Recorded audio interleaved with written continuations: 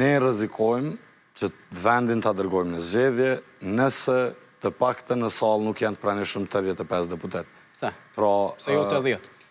ju e dini që në momentet fundit dikush, i vetëm një deputet, kush do qoftë ai, mund vendosë që vendit shkojnë zgjedhje.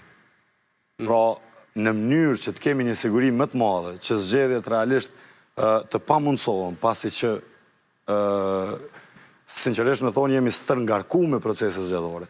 4 palë procese zgjedhore kanë qenë në shumicën e komunave të Republikës Kosovës vetëm në vitin 2025. Pra, nuk ka kuptim që vendit shkoj prapë në zgjedhje.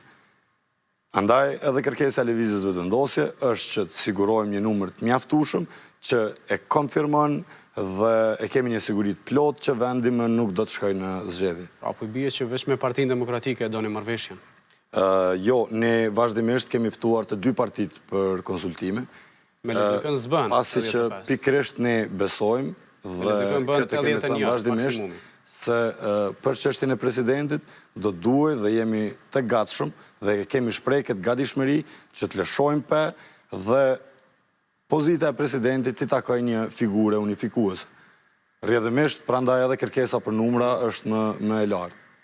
Pra, doni marrëveshje me të gjitha subjektet parlamentare. Kjo do të ishte idealja, sepse edhe kushtetuta na udhëzon që të veprojmë në këtë mënyrë. Pra, kërkohet që presidenti i vendit të jetë një figurë unifikuese. Kush është kjo figura? E rrjedhimisht do duhet të ishte një figurë që përkrahet nga shumica e subjekteve politike. Kush duhet ta propozojnë në çfarë fazë këtë figurë? Nuk është e rëndësishme kush e propozon, e rëndësishme është ta pajtohemi. Po ne vazhdimisht kemi edhe kemi dhënë propozime realisht, që dihen.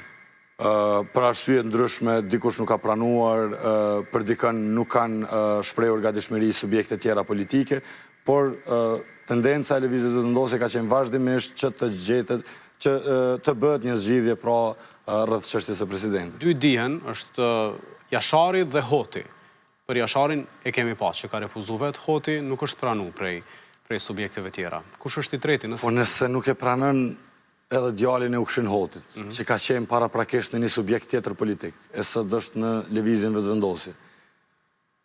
Këtu mendoj që është mjaft e qartë se sa kanë vullnet këto subjekte politike që të arrihet një zgjedhje.